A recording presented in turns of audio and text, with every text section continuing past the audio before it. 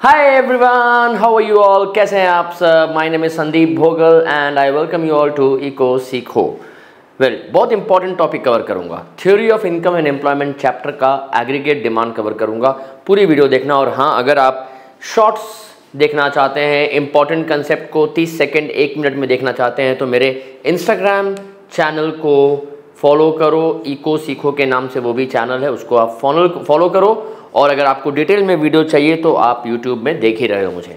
चलिए, aggregate demand क्या है? Aggregate demand is the total volume of goods and services demanded in an economy in a particular year. मतलब एक साल में जितने का भी गुड्स एंड सर्विसेज डिमांड हो उसको हम एग्रीगेट डिमांड कहते हैं। टोटल वॉल्यूम मतलब मॉनेटरी वैल्यू। याद रखिएगा, मैक्रो इकोनॉमिक्स में we do not explain any concept in terms of units कि इतना यूनिट्स खरीदा या इतना यूनिट्स बेचा। मैक्रो इकोनॉमिक्स में हर डेटा हम मॉनेटरी टर्म्स में एक्सप्रेस करते हैं कि कितने का खरीदा या कितने का बेचा। ठीक है, तो एग्रीगेट डिमांड का मतलब एक साल में हमारे कंट्री में जितने का भी गुड्स एंड सर्विसेज डिमांड हो उसको हम एग्रीगेट डिमांड कहते हैं। अब सवाल ये था इकोनॉमिस्ट के सामने कि एग्रीगेट डिमांड को कैलकुलेट कैसे किया जाए। देखो, डेफिनेशन कोई बहुत बड़ी चीज़ नहीं है, डेफिनेशन कोई भी कर सकता है। क्या है भैया? टोटल जितने साल में एक साल में गुड्स एंड सर्विसेज डिमांड हो रहा है उसको हम एग्रीगेट डिमांड कहते हैं। लेकिन इसको कैलकुलेट करना इज अ बिग चैलेंज। तो क्या first of all understand that aggregate demand and aggregate expenditure are one in the same thing. तो एग्रीगेट डिमांड और एग्रीगेट एक्सपेंडिचर सेम है। कैसे? याद रहे, demand is an effective desire. जब हम किसी चीज को खरीद लेते हैं तब वो हमारा डिमांड बनता है। हम खरीदने का सोच रहे हैं या हम अगले साल खरीदेंगे या देखेंगे, वो डिमांड नहीं है। That is your desire. Demand is when you ultimately purchase a product. ठीक है, तो सपोज करो कि आपने एक कार खरीदी 15 लाख रुपए की, तो आपके डिमांड कितने की कार डिमांड की? 15 लाख। खर्च कितने का किया? 15 लाख। तो मतलब एग्रीगेट डिमांड और एग्रीगेट एक्सपेंडिचर सेम है। तो इकोनॉमी में जितना भी एग्रीगेट डिमांड है, जो भी वैल्यू एग्रीगेट डिमांड की है, एग्रीगेट एक्सपेंडिचर की भी वैल्यू सेम होगी। तो first concept is that aggregate demand and aggregate expenditure are one and the same thing. ठीक है, अब इसको कैलकुलेट कैसे किया जाए? तो इकोनॉमिस्ट ने सोचा कि अगर हम एग्रीगेट डिमांड कैलकुलेट करना चाहते हैं और अगर ये कैलकुलेट नहीं कर पा रहे हैं तो एग्रीगेट एक्सपेंडिचर कैलकुलेट कर लेते हैं, क्योंकि वही एग्रीगेट डिमांड है, right? So how do we calculate aggregate expenditure now? सो सबसे पहले सपोज करो कि एक क्लासरूम है और इस क्लासरूम में 6 बच्चे हैं और मुझे पता करना है कि इस क्लासरूम का एक्सपेंडिचर, इस क्लासरूम में 6 बच्चों ने पैसा कितना खर्च किया। तो हम कैसे निकालेंगे भाई कि इसने कितना खर्च किया, फिर इसने कितना खर्च किया, फिर इसने कितना खर्च किया। सबके खर्च को निकाल के सबके एक्सपेंडिचर को ऐड कर देंगे तो टोटल एक्सपेंडिचर निकल आएगा, एग्रीगेट एक्सपेंडिचर निकल आएगा। तो सिमिलरली इकोनॉमी में भी एग्रीगेट एक्सपेंडिचर निकालने के लिए हम पहले ये आइडेंटिफाई करेंगे कि इकोनॉमी में खर्च कौन कौन करता है ना? कौन कौन खर्च करता है इकोनॉमी में? सबसे पहले खर्च करने वाला है कंज्यूमर। ठीक है, जिसके खर्च, जो कंज्यूमर जो खर्च करता है उसको टेक्निकली हम कहते हैं कंजम्पशन एक्सपेंडिचर। कंजम्पशन में शॉर्ट फॉर्म लिख रहा हूं, एक्सपेंडिचर। तो कंज्यूमर जो खर्च करता है उसको हम टेक्निकली क्या कहते हैं? इसको मैं रब कर रहा हूं। कंज्यूमर जो खर्च करता है उसको हम टेक्निकली कहते हैं consumption expenditure and it is denoted as C. ठीक है, तो इकोनॉमी में खर्च करने वाला सबसे पहले कौन है? कंज्यूमर। कंज्यूमर जो खर्च करता है उसको हम क्या कहते हैं? Consumption expenditure. और इसको कैसे डिनोट करते हैं? सी से। दूसरा, और कौन खर्च करता है इकोनॉमी में? इकोनॉमी में खर्च करता है बिजनेसमैन खर्च करता है। बिजनेसमैन खर्च करता है, जो बिजनेसमैन खर्च करता है उसको हम क्या कहते हैं? Investment expenditure. देखो, जो भी पैसा हम अपने बिजनेस को आगे बढ़ाने के लिए या एक्सपैंड करने के लिए कर रहे हैं उसको हम इन्वेस्टमेंट एक्सपेंडिचर कहते हैं। इसको हम कैसे डिनोट करते हैं? आई। तो बेसिकली हम क्या कर रहे हैं, हमने ये समझा कि एग्रीगेट डिमांड और एग्रीगेट एक्सपेंडिचर सेम है, तो हम एग्रीगेट डिमांड नहीं कैलकुलेट करके एग्रीगेट एक्सपेंडिचर को कैलकुलेट करेंगे। फिर हम समझ रहे हैं कि एग्रीगेट एक्सपेंडिचर को कैलकुलेट करने के लिए पहले हम ये आइडेंटिफाई करेंगे कि इकोनॉमी में कौन कौन खर्च करता है और उनके एक्सपेंडिचर को ऐड करेंगे तो एग्रीगेट एक्सपेंडिचर निकल आएगा। तो खर्च करने के लिए सबसे पहले कंज्यूमर होता है, जो कंज्यूमर खर्च करता है पैसे उसको टेक्निकली हम कहते हैं कंजम्पशन एक्सपेंडिचर, और वो डिनोट हम कैसे करते हैं? सी से। दूसरा खर्च करने वाला बिजनेसमैन होता है, बिजनेसमैन बेसिकली प्रोड्यूसर, वो कहां पैसा खर्च करता है? बिजनेसमैन पैसा खर्च करता है इन्वेस्टमेंट पे, ठीक है, बिजनेसमैन पैसा खर्च करता है इन्वेस्टमेंट पे, और इसके एक्सपेंडिचर को हम क्या कहते हैं? Investment expenditure. और कौन खर्च करता है फिर? गवर्नमेंट। गवर्नमेंट कहां खर्च करता है पैसा? गवर्नमेंट पैसा खर्च करता है for the development of roads, building, schools, hospitals, जो इंफ्रास्ट्रक्चरल डेवलपमेंट है उस पे गवर्नमेंट पैसा खर्च करता है, डिफेंस पे खर्च करता है। तो गवर्नमेंट जो पैसा खर्च करता है उसको हम कहते हैं government expenditure, and it is denoted as G, ठीक है। और लास्ट में हमारा नेट एक्सपोर्ट्स होता है। नेट एक्सपोर्ट्स का मतलब एक्सपोर्ट्स माइनस इंपोर्ट्स, ठीक है। तो इसको हम डिनोट करते हैं एक्स माइनस एम से, ठीक। तो बेसिकली कौन कौन खर्च कर रहा है? तो खर्च करने वाला consumer, investor that is businessman, government और नेट एक्सपोर्ट। मैं थोड़ा इन्वेस्टमेंट और कंजम्पशन एक्सपेंडिचर में आपको मैं एक डिफरेंस अगर समझाऊं तो आपको और अच्छे से समझ में आएगा। सपोज करो कि मैंने अपने लिए एसी खरीदी है और वो एसी मैंने इंस्टॉल करवा दी अपने घर के बेडरूम पे, तो अगर वो मैं घर के बेडरूम में इंस्टॉल करवा रहा हूं वो हमारा इन्वेस्टमेंट एक्सपेंडिचर नहीं है, वो हमारा कंजम्पशन एक्सपेंडिचर है, बिकॉज मैं अपने पर्सनल वांट को सेटिस्फाई करने के लिए वो खर्च कर रहा हूं। लेकिन अगर वही एसी मैं अपने ऑफिस में लगाता, क्लासरूम में लगाता, तो वो इन्वेस्टमेंट एक्सपेंडिचर हो जाता, बिकॉज वो मैंने अपने बिजनेस पे खर्च किया है। तो कंजम्पशन एक्सपेंडिचर जो कंज्यूमर अपने ऊपर खर्च करता है, कंज्यूमर अपने ऊपर खर्च करता है, मतलब ये हुआ कि अपने ऊपर खर्च जो अपने पर्सनल वांट्स को सेटिस्फाई करने के लिए खर्च करता है। अगर मैं अपने लिए कुछ खरीदूं, कपड़े खरीदूं, रेस्टोरेंट में जाके खाना खाऊं, वो मेरा कंजम्पशन एक्सपेंडिचर में आएगा। इन्वेस्टमेंट एक्सपेंडिचर में जो बिजनेसमैन अपने बिजनेस में खर्च कर रहा है, ठीक है। गवर्नमेंट एक्सपेंडिचर जो गवर्नमेंट अपने एक्सपेंडिचर कर रहा है for the country, development of the country. और नेट एक्सपोर्ट जो हम एक्सपोर्ट इंपोर्ट कर रहे हैं। तो जब अब हमने आइडेंटिफाई कर लिया कि इकोनॉमी में खर्च कौन कौन करता है, जब सबके एक्सपेंडिचर को हम ऐड कर देंगे तो हमें मिल जाएगा। तो हम निकालेंगे कंज्यूमर ने कितना खर्च किया। लेट्स से कंज्यूमर ने खर्च किया 500 करोड़ एक साल में, बिजनेसमैन इन्वेस्टमेंट के लिए खर्च हुआ 700 करोड़, गवर्नमेंट ने खर्च किया 800 करोड़, ठीक है, और एक्सपोर्ट इंपोर्ट हमारा हुआ 100 करोड़। तो ये कितना हो गया? 7 5 12 12 8, ये 2100 crore is the value of a total expenditure made in an economy, and this is what our aggregate demand is, ठीक है। I hope this is clear to everybody. So aggregate demand को calculate करने के लिए the formula is C, that is consumption expenditure, I, that is investment expenditure, G, that is government expenditure, and export minus import. अब इसको थोड़ा detail में समझते हैं, ठीक है। अब आते हैं कंजम्पशन एक्सपेंडिचर पे। और अगर आपको ये जो मैं लिख रहा हूं बोर्ड पे इसका पीडीएफ चाहिए तो मुझे 9801345670 पे व्हाट्सएप करना। I will be more than happy to share the PDF with you guys. अब सबसे पहले हम आते हैं कंजम्पशन एक्सपेंडिचर पे। सबसे पहले हम आते हैं कंजम्पशन एक्सपेंडिचर पे, सी पे। ये किसके ऊपर डिपेंड करता है? Consumption expenditure depends upon, it is a function of disposable income. याद रहे मैक्रो इकोनॉमिक्स में इनकम हम डिनोट करते हैं वाई से और इन्वेस्टमेंट हम डिनोट करते हैं आई से।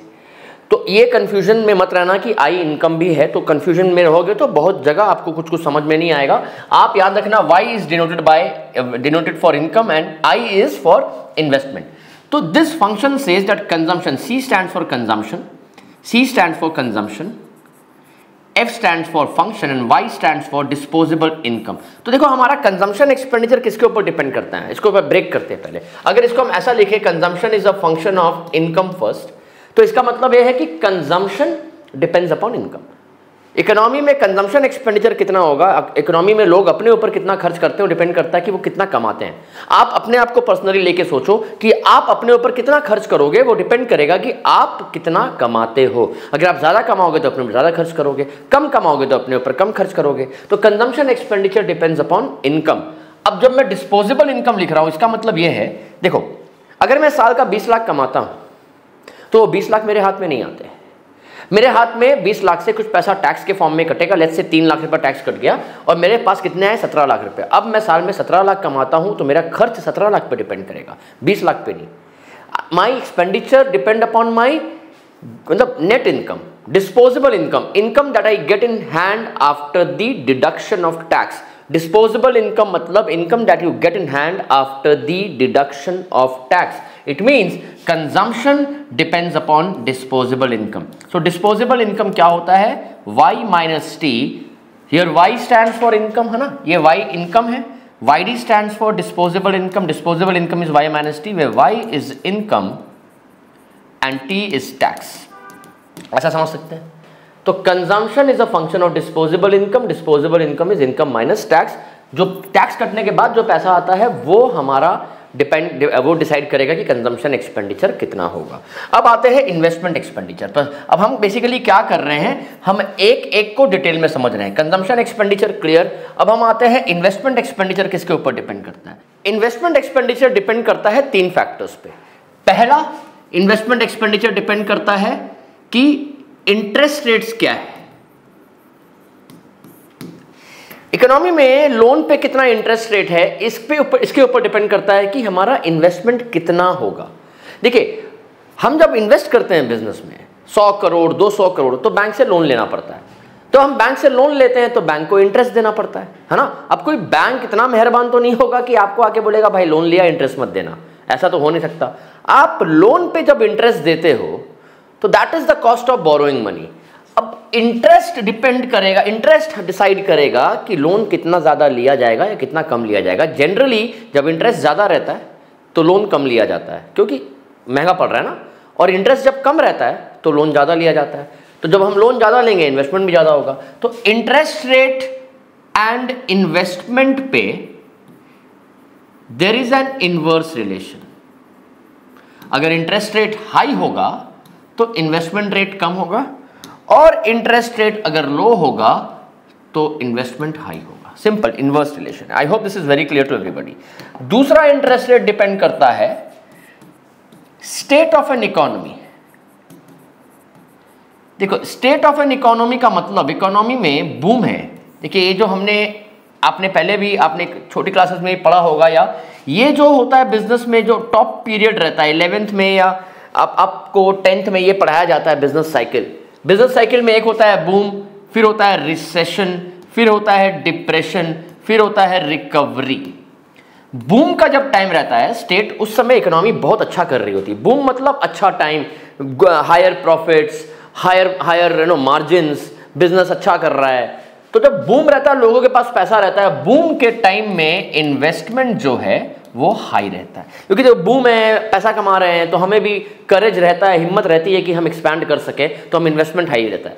लेकिन रिसेशन टर्म जो आया है ये कहां से आया? रिसेशन, रिसेस से मतलब, रिसेस का मतलब होता है ब्रेक. रिसेशन वहां से आया. Break in the growth, break in the progression of the country. जब कंट्री के प्रोग्रेस जब हो रही होती है उसमें ब्रेक लगता है, उसको रिसेशन कहते हैं. रिसेशन तब होता, मंदी इसको कहते हैं. मंदी के टाइम में, रिसेशन के टाइम में लॉस होता है या कम प्रॉफिट होता है, बिजनेस चल नहीं रहा होता, लोगों के पास पैसा कम होता है, लोग खर्च भी कम करते हैं. तो ऑब्वियसली रिसेशन के टाइम में जो इन्वेस्टमेंट है वो कम रहेगा. तो बूम के टाइम में investment rates will be high and recession के टाइम में the investment rates will be low. और तीसरा इन्वेस्टमेंट डिपेंड करता है, there is a term called marginal efficiency of capital, जिसको हम शॉर्ट फॉर्म कहते हैं इसका MEC. Marginal efficiency of capital का मतलब, इसका बहुत सिंपल मतलब है रिटर्न. इसका बहुत सिंपल मतलब है रिटर्न ऑन इन्वेस्टमेंट. उसको भैया टेक्निकली MEC बोल दिया. MEC का मतलब है कि जब सपोज करो आपने बैंक से 100 करोड़ रुपया लोन लिया, ठीक है, आपने बैंक से 100 करोड़ रुपया लोन लिया. 100 करोड़ रुपए लोन लेकर के आपने इस लोन को बिजनेस में लगाया. अब आप लोन लेके 100 पे इंटरेस्ट दे रहे हो, लेट्स से 10%. तो मतलब 100 करोड़ पे आप 10 करोड़ रुपया इंटरेस्ट दे रहे हो, है ना. 10 करोड़ मतलब 10% हो गया. और आपको बिजनेस में जो आप 100 करोड़ लगाया उसमें से रिटर्न आ रहा है 8%, मतलब 8 करोड़ रुपया.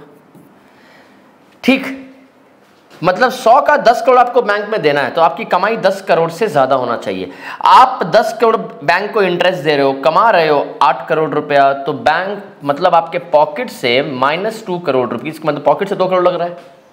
जो रिटर्न मिल रहा है इसको हम कहते हैं MEC, how much return, how efficient your capital is, marginal efficiency of capital. Bank से जो आप लोन ले रहे हो, बिजनेस में लगा रहे हो, कितना एफिशिएंट है, कितना एफिशिएंट है, 8% एफिशिएंट है। इंटरेस्ट कितना देना है, 10% देना है, चलेगा क्या, नहीं चलेगा। तो जब अभी यहां क्या हो रहा है, ये रिटर्न जो है ना, इसको एमईसी कहते हैं। अगर एमईसी इंटरेस्ट रेट से कम हो, जो कि इस केस में इन्वेस्टमेंट नहीं होगा, लेकिन अगर यही 100 करोड़ लेके बैंक को आप 10% देते और रिटर्न आपको 20% मिलता, मतलब आपको बैंक को कितना देना, 10 करोड़, बिजनेस से कितना कमा रहे हो, 20 करोड़, 20 में से मैं 100 करोड़ के बेस पे बात कर रहा हूं, 20 करोड़ में से 10 बैंक को दोगे, बाकी का 10 आपको प्रॉफिट हो गया। तो अगर एमईसी इंटरेस्ट रेट से ज्यादा होगा तो इन्वेस्टमेंट डेफिनेटली होगा। ठीक है, क्या क्या कर लिया हमने अभी तक, हमने कर लिया कंजम्पशन एक्सपेंडिचर किसके ऊपर डिपेंड करता है, इन्वेस्टमेंट एक्सपेंडिचर किसके ऊपर डिपेंड करता है। अब आते हैं गवर्नमेंट एक्सपेंडिचर पे।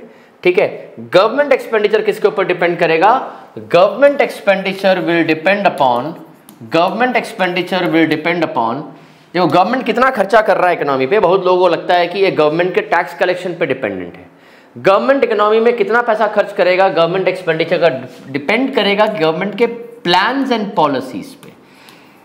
ये टैक्स के पैसे से डिपेंडेंट नहीं है। देखो India is a developing economy, India के पास इतना टैक्स नहीं आता है कि इंडिया सारा टैक्स का पैसा सफिशिएंट हो कि इंडिया उतने पैसे से डेवलपमेंट अपनी नीड्स पूरी कर ले, पॉसिबल ही नहीं है।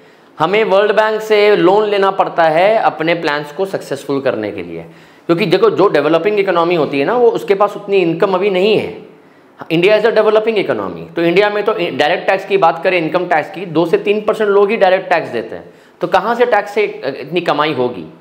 तो बेसिकली इंडिया में हम क्या करते हैं, इंडिया में जो डेवलपमेंट हो रहा है, इंडिया दूसरे कंट्रीज से भी लोन ले रही है, इंडिया वर्ल्ड बैंक से भी लोन ले रही है, वापस करेगी बाद में, क्योंकि अभी लोन लेके जब इंफ्रास्ट्रक्चर डेवलप होगा उससे कमाएंगे भी, तो कमाएंगे तो पैसा वापस करेंगे। तो पॉइंट इज गवर्नमेंट का प्लान क्या है, गवर्नमेंट क्या चाहती है, गवर्नमेंट खर्च किस पे करती है, रोड्स, बिल्डिंग्स, इंफ्रास्ट्रक्चर पे, क्या प्लान्स है। जैसे देखो अगर गवर्नमेंट का ये प्लान है कि अगले 5 साल में गवर्नमेंट ने प्लान किया कि हम इंडिया की रोड वर्ल्ड क्लास कर देंगे, तो वर्ल्ड क्लास रोड के लिए जो पैसा लगेगा वो लगाया जाएगा। अगर टैक्स के पैसे से नहीं आएगा तो गवर्नमेंट लोन लेगी, आरबीआई से लोन लेगी, गवर्नमेंट लोन लेगी, वर्ल्ड बैंक से लोन लेगी, है ना। तो क्या है, प्लान्स क्या है, पॉलिसीज क्या है, गवर्नमेंट चाहती क्या है, उसके हिसाब से डिपेंड करेगा गवर्नमेंट का एक्सपेंडिचर कितना है। अगर गवर्नमेंट चाहती है रोड्स जो बन जाए वर्ल्ड क्लास, तो एक्सपेंडिचर होगा उसके हिसाब से। गवर्नमेंट चाहती है कि इंडिया में डिजिटल इंडिया बन जाए, इंडिया में इंटरनेट जो इतना स्पीड से फैला है, गवर्नमेंट का, मोदी गवर्नमेंट का ये प्लान था, तो उस पर खर्च हुआ। तो गवर्नमेंट के प्लान्स एंड पॉलिसीज पे डिपेंड करता है गवर्नमेंट एक्सपेंडिचर कितना है। और फोर्थ है नेट एक्सपोर्ट। देखो नेट एक्सपोर्ट हम कैसे कैलकुलेट करते हैं, नेट एक्सपोर्ट हम कैलकुलेट करते हैं एक्सपोर्ट माइनस इंपोर्ट। अब देखो एक्सपोर्ट हम अपने एग्रीगेट डिमांड में ऐड करते हैं, ठीक है। तो क्या है एग्रीगेट डिमांड, अभी तक C plus I plus G, ये तीनों हम समझ लिए। अब हम नेट एक्सपोर्ट ऐड करते हैं एक्सपोर्ट माइनस इंपोर्ट। देखो एक्सपोर्ट को ऐड कर रहे हैं, इंपोर्ट को माइनस कर रहे हैं। एक्सपोर्ट को हम ऐड क्यों करते हैं, क्योंकि एक्सपोर्ट मतलब हमने अपना प्रोडक्ट वहां बेचा, तो हमारे प्रोडक्ट का डिमांड हुआ ये, राइट। तो हमारे प्रोडक्ट का डिमांड है तो हमारे एग्रीगेट डिमांड में ऐड हो जाएगा, ये ऐड कर दिया। इंपोर्ट मतलब हमने उनके प्रोडक्ट को खरीदा, अब उनके प्रोडक्ट पे जो हमने खर्चा किया है, तो भाई वो तो उनका वो कमा रहे हैं ना, वो उनके लिए डिमांड, उनका डिमांड हो रहा है, हमारा नहीं, तो ये हमारे एग्रीगेट डिमांड से माइनस होगा, उनका मतलब दूसरे कंट्री का। तो हम ऐड करते हैं एक्सपोर्ट, इंपोर्ट को माइनस करते हैं। जब ये चारों को हम ऐड कर देंगे तो हमें क्या मिलेगा, एग्रीगेट डिमांड। नेट एक्सपोर्ट किसके ऊपर डिपेंड करता है, वो डिपेंड करता है कि एक्सपोर्ट ज्यादा होगा कि इंपोर्ट ज्यादा होगा। तो मैग्नीट्यूड ऑफ नेट एक्सपोर्ट की वो पॉजिटिव है या नेगेटिव है, देयर आर वेरियस फैक्टर्स। पहला फैक्टर तो ये है कि हमारा एक्सचेंज रेट क्या चल रहा है। वी ऑल नो दैट जब हमारा एक्सचेंज रेट, जब हमारा करेंसी स्ट्रांग होगा तो इंपोर्ट सस्ता होता है, एक्सपोर्ट महंगा होता है। जब हमारा करेंसी वीक होता है तो ये बैलेंस ऑफ पेमेंट मैंने आपको समझाया, इसको समझने के लिए बैलेंस ऑफ पेमेंट देखना, क्योंकि अब इसको समझाने के लिए वापस से उस डिटेल में नहीं जा सकता। तो नेट एक्सपोर्ट डिपेंड्स कि एक्सचेंज रेट क्या चल रहा है, क्योंकि $1.70 और $1.75 ये दोनों रेट में एक्सपोर्ट इंपोर्ट में बहुत ज़मीन आसमान का फर्क पड़ जाएगा, क्योंकि $1.70 से 75 हुआ है तो इंपोर्ट महंगा हो जाएगा और एक्सपोर्ट सस्ता हो जाएगा। तो उस केस में are export will be more than imports. और डिपेंड करता है रिलेटिव प्राइसेस क्या है गुड्स के। रिलेटिव प्राइस मतलब कंपैरेटिव प्राइसेस क्या है। जैसे इंडिया में आईफोन महंगा है, यूएस में आईफोन सस्ता है। तो बहुत सारे मैटर्स है जिसके ऊपर डिपेंड करता है कि हमारा नेट एक्सपोर्ट प्लस होगा, पॉजिटिव होगा या नेगेटिव होगा। Anyway, coming back to the point, जब हम सबको ऐड कर देते हैं तो ये बन जाता है हमारा aggregate demand. So what is aggregate demand? It is the total volume of goods and services demanded in an economy in a particular year. अब समझते हैं कि इसका बिहेवियर कैसा होगा। ठीक है, इसका ग्राफ कैसा बनेगा। Behaviour of aggregate demand. देखिए, केन्स जिन्होंने मैक्रो इकोनॉमिक्स को बनाया, केन्स ने बोला कि अब समझाने के लिए, ऐसे तो अगर आपको एग्जाम में क्वेश्चन आता है what is aggregate demand and what are is 4 component, तो aggregate demand is C plus I plus G plus net export.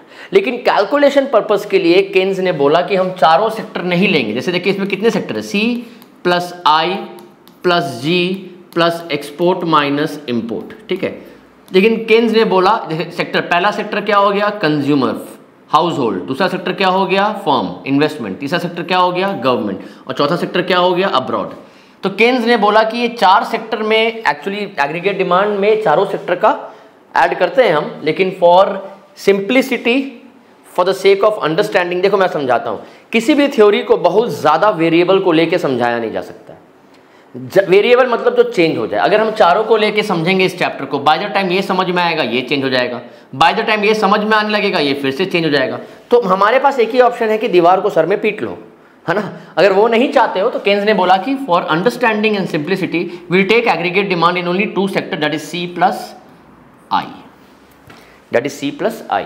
और I भी, see there are 2 types of investment, autonomous and induced.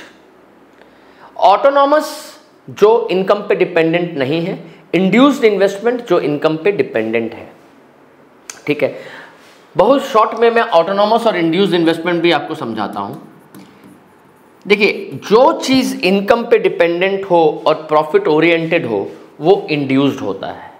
Autonomous something जो income पे dependent नहीं है, profit oriented नहीं है ना, जिसको होना ही है चाहे कुछ भी हो जाए, उसको टाला नहीं जा सकता, उसको ऑटोनॉमस कहते हैं। तो autonomous investment basically are investment which is not income oriented, not profit oriented. ये जनरली गवर्नमेंट करता है। तो गवर्नमेंट ने जो प्लान बना लिया, गवर्नमेंट ने अगर अपने 5 ईयर प्लान में प्लान बना लिया कि आने वाले टाइम में हम 10,000 किलोमीटर लंबी रोड बनाएंगे, तो वो प्लान बन गया। वो उसके मान लो 10,000 किलोमीटर लंबी रोड के ऊपर खर्चा होगा 10 लाख करोड़ रुपए। मैं ऐसी एक आपको एक मतलब रफ आइडिया दे रहा हूँ, मुझे भी नहीं पता कितना खर्च होगा। तो 10 लाख करोड़ रुपए जो है वो हमारा ऑटोनॉमस इन्वेस्टमेंट है। ये चेंज नहीं होगा, ये इतना ही रहने वाला है, चाहे इनकम गवर्नमेंट की हो ना हो। लेकिन induced investment is profit oriented. ये जनरली प्राइवेट एंटरप्रेन्योर्स करते हैं। जैसे टाटा स्टील अगर या टाटा मोटर्स कहीं भी इन्वेस्टमेंट कर रहा है, कहीं भी नया प्लांट लगा रहा है, वो इसलिए लगा रहा है क्योंकि उसको उस जगह में इनकम दिख रही है, वहाँ से प्रॉफिट आता हुआ दिख रहा है, उसको पता है कि वहाँ से हम कमाएंगे। ठीक है, तो ये डिपेंड करता है कितना इनकम कितना प्रॉफिट होगा, ये प्रॉफिट पे डिपेंडेंट नहीं होता ऑटोनॉमस। तो ऑटोनॉमस इन्वेस्टमेंट जनरली कांस्टेंट होता है। Coming back to this, aggregate demand में केन्स ने बोला है कि हम C प्लस I ही लेंगे। ठीक है, for the sake of simplicity I भी हम ऑटोनॉमस लेंगे, मतलब ये कांस्टेंट रहेगा। तो I अगर 100 करोड़ डिसाइडेड है तो 100 करोड़ थ्रू आउट रहेगा। सिर्फ वेरिएबल क्या रहेगा, C। सिर्फ वेरिएबल क्या रहेगा, C।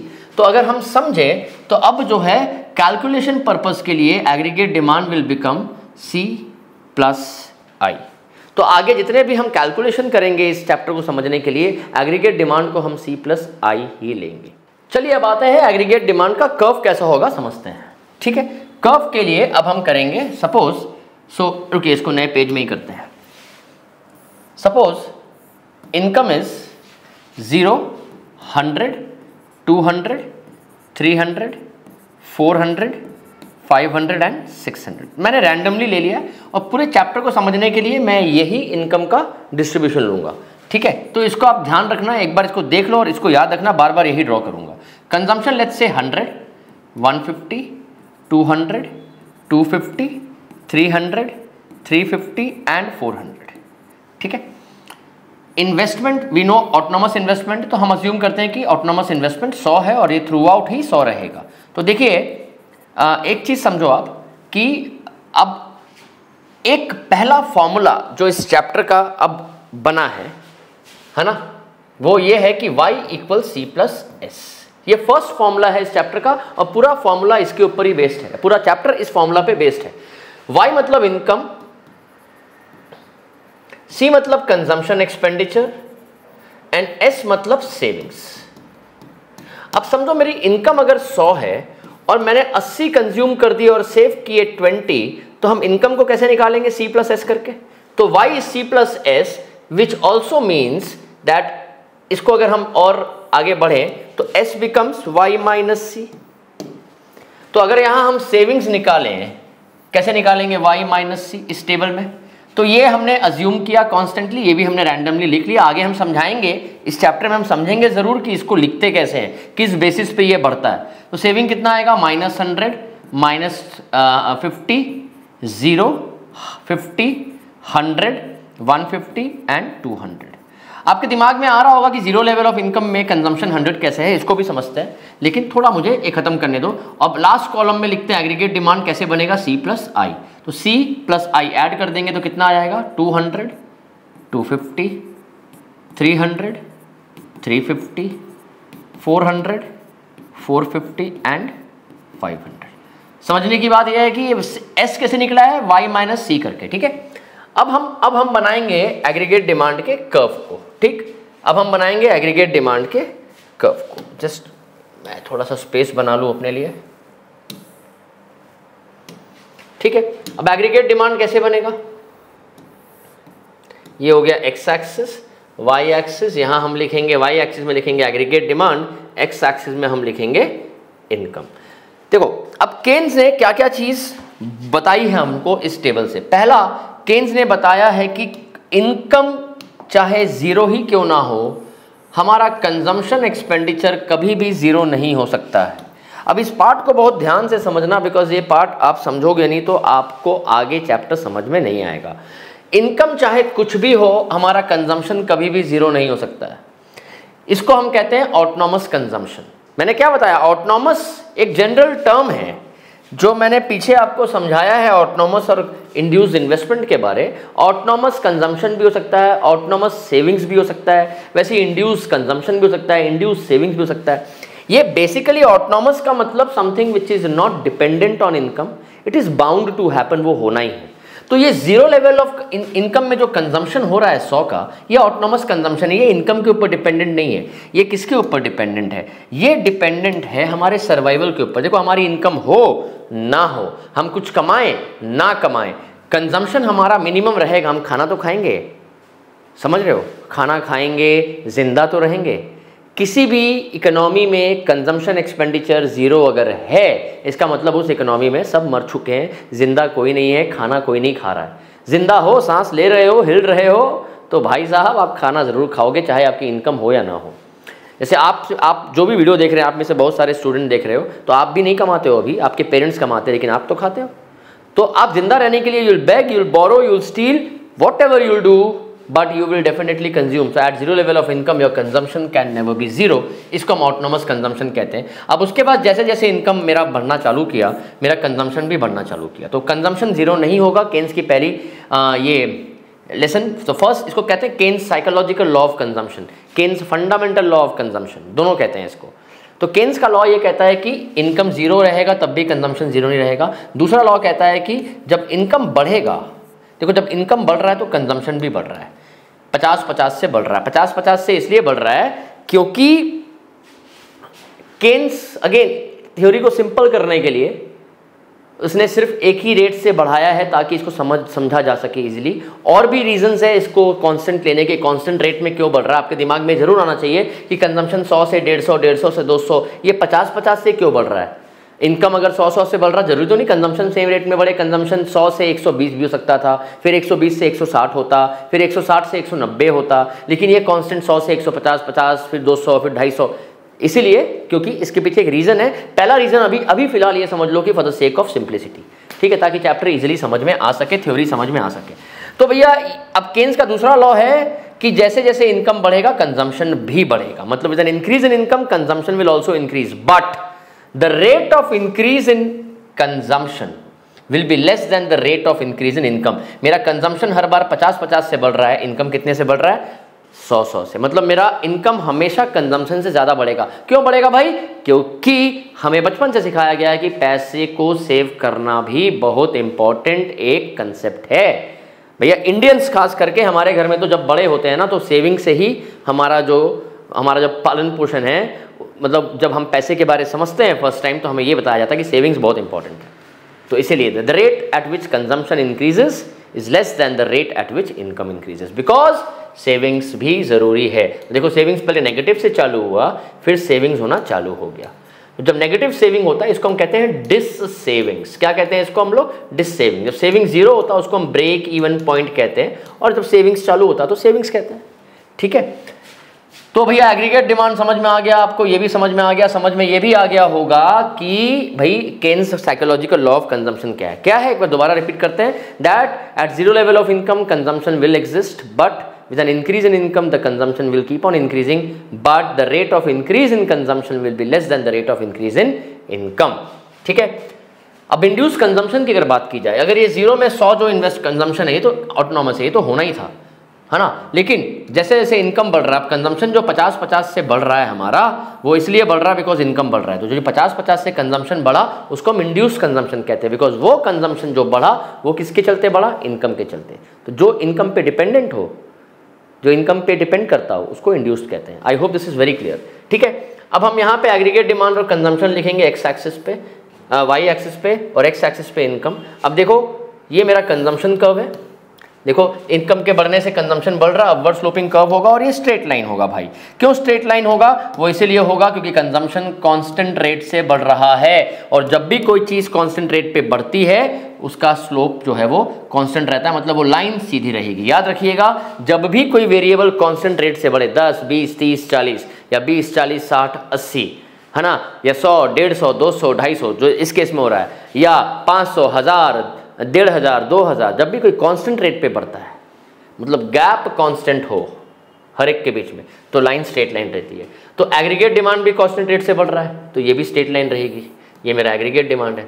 तो देखो अभी धीरे धीरे समझ में आएगा ये कांस्टेंट क्यों बढ़ा है। कांस्टेंट इसलिए बढ़ा है ताकि स्ट्रेट लाइन हो सके, थ्योरी सिंपल हो सके। भाई साहब अगर आपको थ्योरी समझ में आ गई सिंपल तरीके से, तो आप उसके बाद जितना भी कॉम्प्लिकेटेड बन जाए, आप उस सिचुएशन को आराम से हैंडल कर सकते हो। ठीक है, ये एग्रीगेट डिमांड है, ये कंजम्पशन है। So aggregate demand is equal to C plus I. So aggregate demand और कंजम्पशन के बीच में गैप क्या होगा? Aggregate demand minus C will be equal to I. तो ये गैप क्या है? I. This gap remains constant because I we have assumed as constant. So this is how aggregate demand will behave. I hope आपको video पसंद आई होगी। लंबी video है लेकिन आपको बहुत डिटेल में मैंने समझाया है। अगर ये समझ में आ गया तो चैप्टर आपको समझ में आना ही आना है, और अगर ये नहीं समझे हो आप तो आगे चैप्टर पढ़ना मत, क्योंकि चैप्टर आपको समझ में आएगा नहीं। ये कंसेप्ट्स बार बार वहाँ रिपीट होंगे। Alright, thank you so much. अगर आपको वीडियो पसंद आई है please forward it to your friends. Bye bye, take care.